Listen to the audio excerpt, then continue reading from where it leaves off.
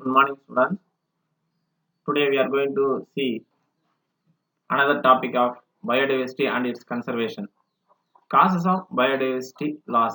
Already we discussed habitat loss in previous video. Now we are going to what are the other causes it leads to biodiversity loss. First, habitat fragmentation. So habitat fragmentation is the process where a large continuous area of habitat is both reduced in a area and divided into two or more fragments. ஒரு பெரிய habitat அதோடைய ஏரியாவை குறைக்கிறதோ இல்ல அந்த ஏரியாவை ரெண்டு மூணு சின்ன சின்ன ஏரியாவோ பிரிக்கிறதுக்கு பேர் தான் ஹேபிடேட் ஃப்ராக்மெண்டேஷன் அப்படின்னு நம்ம சொல்லுவோம். இப்போ ஒரு காடு இருக்குன்னு வச்சுப்போம். அந்த காடு வழியா ஒரு ரோடு போடுறோம். அப்ப அந்த காட்டை என்ன பண்றோம், ரெண்டு பகுதியா பிரியும். அப்படி பிரியும் போது அந்த காட்டுல இருக்கக்கூடிய உயிரினங்களுடைய பாப்புலேஷன், அந்த உயிரினங்களுக்கு இடையிலான இன்ட்ராக்ஷன் அஃபெக்ட் ஆகும். அப்போ இந்த இரு பகுதியில பிரியும் போது அங்க உயிரினங்கள் ரெண்டு ஏரியாவிலும் பிரிஞ்சிடும்.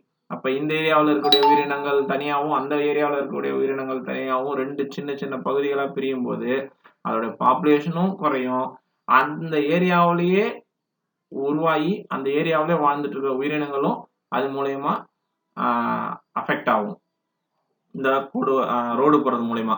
அப்ப habitat fragmentation is one of the reason for declining of biodiversity.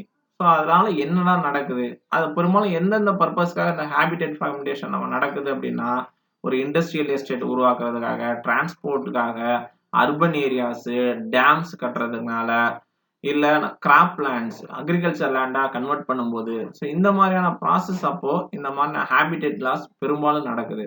அப்படி நடக்கிறதுனால ஒரு food chain, food webs affect ஆகுது. அந்த ஆர்கனிசத்துக்கு இடையில இருக்கக்கூடிய அந்த ஹேபிடேட்ல இருக்கக்கூடிய ஆர்கனிசத்துக்கு இடையில இருக்கக்கூடிய food chain, food web affect ஆகுது. டிஸ்ட்ரக்ஷன் ஆஃப் ஸ்பீஷியஸ் இந்த கிளியர் ரீஜன், அந்த இடத்துல ரோடு போடுறோம் அப்படின்னா அந்த இடத்துல நம்ம மரங்களை வெட்டுறோம், அந்த இடத்தை ஆக்கிரமிப்பு பண்ணும்போது அங்க இருந்த உயிரினங்கள் அழிஞ்சு போகுது.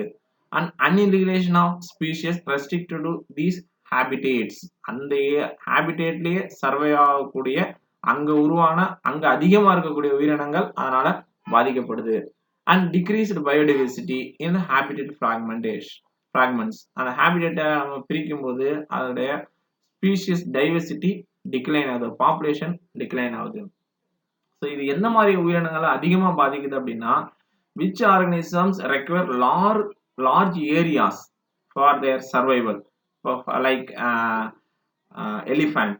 ஸோ எலிஃபென்ட்லாம் பார்த்தீங்கன்னா நிறைய இடம் தேவை அதோடைய உணவுக்காகவும் இனப்பெருக்காகவும் வாழறதுக்கும். அப்போ அந்த மாதிரி உயிரினங்கள் இந்த மாதிரி ஹேபிடேட் ஃப்ராக்மெண்டேஷனால பெரிதும் பாதிக்கப்படுது. Next, over exploitation. So over exploitation அப்படிங்கிறது when we are using a resource in high level, அதுதான் ஓவர் எக்ஸ்பிளாய்டேஷன் அப்படின்னு நம்ம சொல்லுவோம். we depend on nature for our basic needs for food and shelter. நம்மளுடைய எல்லா தேவைக்கும் நம்ம இயற்கையை நம்பி தான் இருக்கோம். however when the need becomes greed, நம்மளுடைய ஆசை பேராசையா மாறும்போது என்ன ஆகுது, it leads to over exploitation of natural resource. So அதுதான் ஓவர் எக்ஸ்பிளாய்டேஷனுக்கு காரணமா இருக்கு. எக்ஸசிவ் எக்ஸ்பிளாய்டேஷன் ஆஃப் ஸ்பீஷியஸ், அதிகமா ஒரு வளத்தை நம்ம பயன்படுத்தும் போது, இப்போ எனர்ஜி தேவை, எனர்ஜிக்காக கோல் தேவை. அப்போ கோலை நம்ம அதிகமா யூட்டிலைஸ் பண்ணோம்னா நம்ம மைனிங் அதிகமா பண்ணுவோம். அப்போ மைனிங் அதிகமா பண்ணோம், நிறைய இடம் என்ன ஆகுது, அதுலேருந்து மைனிங் எடுக்கிறதுனால அஃபெக்ட் ஆகுது. ஸோ அந்த பயன்படுத்துறதுனால கேஸ் உருவாகுது. ஸோ எல்லாமே என்ன ஆகுது, பயோடைவர்சிட்டியை அஃபெக்ட் பண்ணுது. So excessive exploitation of species reduces the size of its population to such a level that it becomes vulnerable to extinction. அதிகமான ரிசோர்ஸை பயன்படுத்தினால ஸ்பீஷியஸ் கொஞ்சம் கொஞ்சமா குறைஞ்சி, பாப்புலேஷன் குறைஞ்சி அது அழிய போற நிலைமைக்கு தள்ளப்படுது. இந்த மாதிரியான ரீசன்ஸ்னால ஒரு சில உயிரினங்கள் அழிஞ்சே போயிருக்கு. அதுக்கான எக்ஸாம்பிள் தான் dodo, passenger pigeon, Steller sea cow. So these are all the examples of organisms it was extincted last 200 to 300 years due to human activities. human activitiesல கடந்த 200ல இருந்து 300 வருஷத்துல இந்த மூணு ஆர்கனிசமும் அழிஞ்சே போச்சு. ஓவர் ஃபிஷிங், தேவைக்காக நம்ம பிடிக்கிறது போய் தேவைக்கு மீறியும் பேராசைக்கு நிறைய லாபத்துக்காக நிறைய மீனை பிடிக்கும் போது, due to over fishing some marine varieties around the world decline. உலகம் ஃபுல்லா இருக்கக்கூடிய உயிரினங்கள் மரைன் ஆர்கனிசத்தோடைய பாப்புலேஷன் அதோட டைவர்சிட்டி குறைஞ்சிட்டு வருது. காரணம் இந்த over fishing. Exotic species invasion இது ஒரு இம்பார்ட்டன்ட் ப்ராப்ளம். இதனாலையும் பயோடைவர்சிட்டி டிக்ளைன் ஆகுது. What is exotic species? Exotic species என்ன அப்படின்னு முதல்ல தெரிஞ்சுக்கணும். எக்ஸோட்டிக் ஸ்பீசிஸ் அப்படிங்கிறது வெளிநாட்டுல இருக்கக்கூடிய வாழக்கூடிய உயிரினங்கள் அதை நம்ம ஏரியாவுக்கு இம்போர்ட் பண்ணோம்னா அந்த மாதிரியான ஆர்கனைசத்தை தான் நம்ம எக்ஸோட்டிக் ஸ்பீசிஸ் அப்படின்னு நம்ம சொல்லுவோம். ஒரு கேட்டலோ இல்ல ஒரு ஃபவுலோ ஒரு கோழியோ இல்ல ஒரு ஃபிஷ்ஷோ வெளிநாட்டுல சர்வே ஆயிட்டு இருக்கிறத நம்ம ஏரியாவுக்கு நம்ம அதை இம்போர்ட் பண்ணி அதை நம்ம அங்க கல்ச்சர் பண்ணோம்னா அந்த மாதிரியான ஆர்கனைசத்தை தான் எக்ஸோட்டிக் ஆர்கனிசம் சொல்லுவோம்.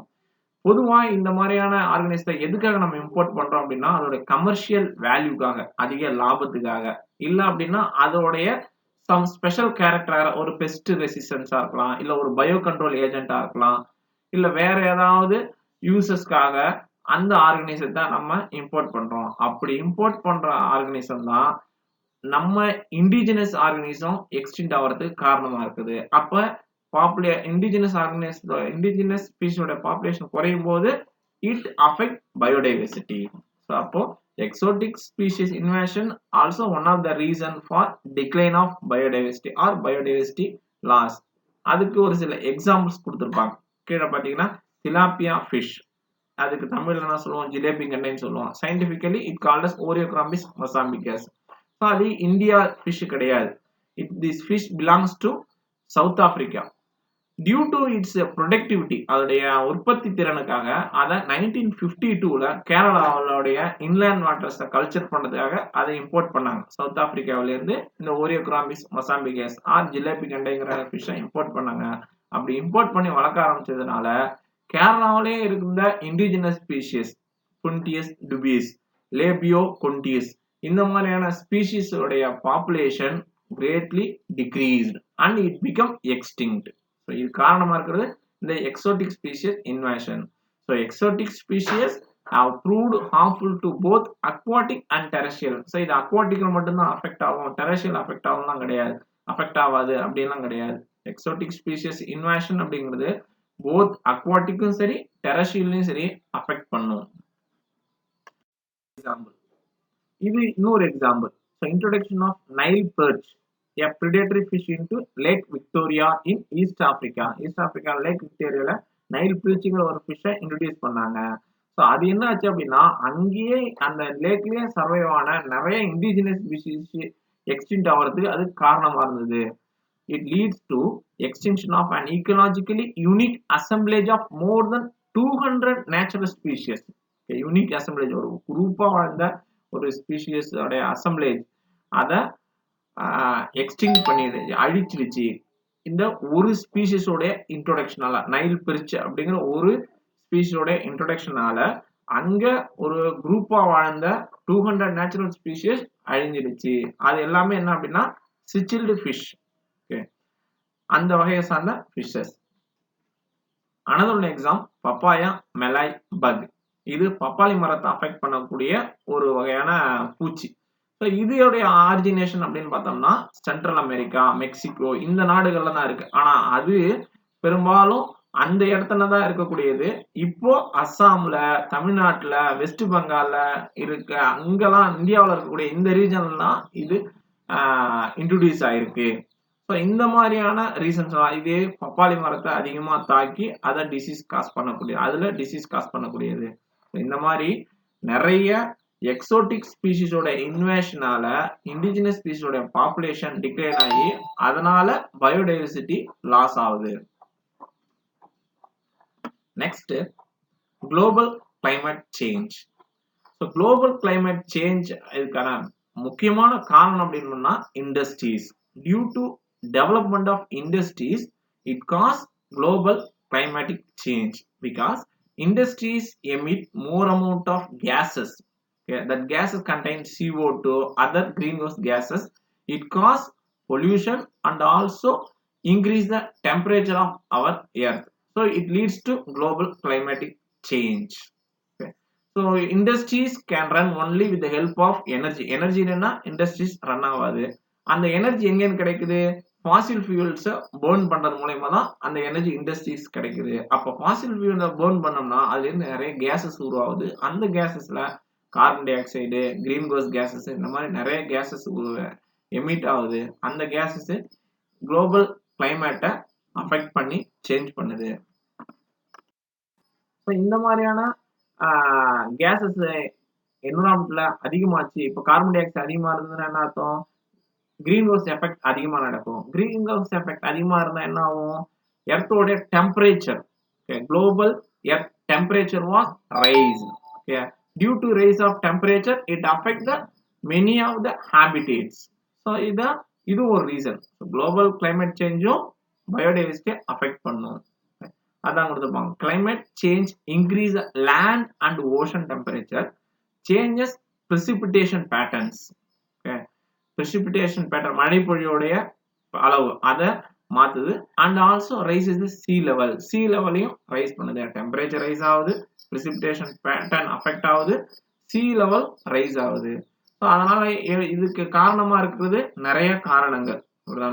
அப்படி நடந்ததுன்னா என்ன ஆகும்? Melting of glaciers, temperature rise ஆனா பனிப்பாறைகள்லாம் உருகும், கடல் மட்டம் உயரும். அதான் வாட்டர் இன்டேஷன், அதாவது வெள்ளப்பெருக்கு உருவாகுது. List predictability of weather patterns, extreme weather condition, ரொம்ப ட்ரையா இருக்கிறது இல்லை ரொம்ப கூலா இருக்கிறது, பனி பெய்யறது, ஸ்னோ ஃபால் உருவாகுது, இதெல்லாம். அவுட் பிரேக்ஸ் ஆஃப் ஸ்குவாலர் டிசீஸ், அதாவது சீசனல் டிசீஸ்ன்னு சொல்லுவோம். இதெல்லாம் அதிகமா ஸ்ப்ரெட் ஆகுது. மைக்ரேஷன் ஆஃப் அனிமல்ஸ், ஒரு இடத்துல இருந்து இன்னொரு இடத்துக்கு டெம்பரேச்சர் வேரியேஷனால சர்வே பண்ண முடியாம இன்னொரு இடத்துக்கு மூவ் ஆகுது. அதான் migration of animals. And loss of trees in forest, அந்த என்விரான்மெண்டல குளோபல் கிளைமேட்டிக் சேஞ்சை டாலரேட் பண்ண முடியாத நிறைய அனிமல்ஸோ இல்லை பிளான்ஸோ எக்ஸ்டிங்க்ட் ஆகுறது, ஃபாரஸ்ட்ல இருக்கிற ட்ரீஸ் அழிஞ்சு போறது. ஸோ இதுவும் ஒரு காரணம் பயோடைவர்சிட்டி டிக்ளைனுக்கு. So climatic changes is an imminent danger to the extincting biodiversity. Next, shifting or zoom cultivation. So இது ஒரு சிம்பிளான ஒரு கான்செப்ட் தான். ஒரு பெரிய காடு, ஒரு அமேசான் காடு, இதுக்கு எக்ஸாம்பிள் அமேசான் காடை கூட சொல்லலாம். அமேசான் காடுகள் போன்ற பெரிய இடத்துல பார்த்தீங்கன்னா விவசாயத்தை ஒரு குறிப்பிட்ட பகுதி, அந்த அமேசான் காடுல ஒரு 3 to 2 கிலோமீட்டர்ஸ் எடுத்துப்போம். ஒரு ஓரமா அந்த ஏரியாவை, அந்த காட்டை அழிச்சு விவசாயம் பண்ணுவோம். அப்படி விவசாயம் பண்ணும்போது அந்த சாயில்ல ஒரு 2 to 3 வருஷத்துக்கு அந்த விவசாயம் முடிஞ்சதுக்கு அப்புறம் அந்த சாயிலோட ஃபெர்டிலிட்டி, வளம் அப்படிங்கிறது என்னது குறைஞ்சிடும். அங்க ஈல்டு கிடைக்காது. உடனே என்ன பண்ணுவோம்? அதுல இருந்து இன்னும் கொஞ்சம் தூரம் தள்ளி இன்னும் ஒரு 2 to 3 கிலோமீட்டர் காடு அடிச்சு விவசாயம் பண்றது. அங்க ஒரு 2-3 வருஷம் விவசாயம் பண்ணி அந்த மண்ணோடைய வளம் ஃபெர்டிலிட்டி குறைஞ்சதும் அதுக்கப்புறம் இன்னும் ஒரு 2-3. ஸோ ஒவ்வொரு 3 வருஷம் 2 வருஷத்துக்கு அப்புறம் அந்த ஏரியாவை மாத்தி இன்க்ரீஸ் பண்ணி அடுத்தடுத்த ஏரியாவை நம்ம மூவ் ஆகும்போது கொஞ்சம் கொஞ்சமா அந்த காட்டை அழிச்சு என்ன பண்றோம்? மொத்த ஹேபிடேட்டையும் அஃபெக்ட் பண்றோம். ஸோ இந்த மாதிரியான கல்டிவேஷன் தான் ஷிஃப்டிங் ஆர் ஜிம் கல்டிவேஷன் சொல்றோம். So it also causes biodiversity loss. So இது இந்தியாவிலையும் நார்த் ஈஸ்டர்ன் ரீஜன்ஸ்ல அதிகமா இந்த மாதிரியான டைப் ஆஃப் கல்டிவேஷன் நடக்குது. when vast areas are cleared and burned, பெரிய ஏரியா கிளியரா அழிச்சு இல்ல அதை எரிச்சிட்டோம் அப்படின்னா it result in loss of forest cover, பெரிய காடே அழிஞ்சு போயிடும். இந்த மெத்தட்ல பார்த்தோன்னா 2 வருஷத்துக்கு ஒரு தடவை கொஞ்சம் கொஞ்சமா இந்த ஏரியாவை குறைக்கும் போது அதனால என்ன ஆகுது? Pollution and discharge of carbon dioxide which in turn attributes to loss of habitat. இதனால habitat loss ஆகுது and climate change உருவாகுது. it impact on the biodiversity, faunal biodiversity of the organisms, உயிரினங்களுடைய அனிமல்ஸோடைய டைவர்சிட்டியை இது அஃபெக்ட் பண்ணுது. Coextinction அப்படிங்கிறது ஒரு இம்பார்ட்டன்டான ஒரு 3 mark question. Coextinction of species is the loss of a species as a consequence of this extinction of another. Okay, அதான் கோஎக்ஸ்டிங்ஷன். கோ அப்படின்னாலே கம்பைன், ஜாயின் அப்படின்னு கூட சொல்லலாம். ஒரு ஸ்பீஷிஸ் அழியறதுனால அதை டிபெண்ட் பண்ணியிருக்க இன்னொரு ஸ்பீஷிஸ் ஆட்டோமேட்டிக்கலா அழியறதுக்கு பேர் தான் கோஎக்ஸ்டிங்ஷன் அப்படின்னு சொல்லுவோம். is a species is the loss of a species as a consequence of extinction of another. ஒரு ஸ்பீஷிஸ் அழிஞ்சதுனால இன்னொரு ஸ்பீஷிஸ் அழிஞ்சதுன்னா அந்த மாதிரியான எக்ஸ்டிங்ஷன் பேரு தான் கோ எக்ஸ்டிங்ஷன் சொல்லுவோம். எக்ஸாம்பிள் கொடுத்துருப்பாங்க, orchid bees and forest trees by cross pollination. So இது ஒரு எக்ஸாம்பிள்ஸ். ஆர்ச்சிட் பீஸ் அழிஞ்சது அப்படின்னா, ஆர்ச்சிட் பீஸ் தான் அந்த ஃபாரஸ்ட்டுக்கான பாலினேஷனுக்கு காரணமா இருக்குது. அப்ப அந்த ஃபாரஸ்ட்ல இருக்கிற ட்ரீஸ் பாலினேஷன் நடக்காம அது அழிஞ்சு போயிடும். ஒரு பீஸ் அழிஞ்சுன்னா ஃபாரஸ்ட்ல கூடிய மரங்கள் அழிஞ்சு போகும். இதுக்கு பேர் தான் கோ எக்ஸ்டிங்ஷன். இதுக்கு இன்னொரு எக்ஸாம்பிள் அப்படிங்கிறது dodo bird and Calvaria tree. Calvaria ட்ரீயோடைய சீட்ஸ், அந்த சீட்ஸ்ல கூடிய ஹார்னி எண்டோகார்ப்புங்கிறது ரொம்பவும் ஸ்ட்ராங்கா இருக்கும். அந்த எண்டோகார்ப்பை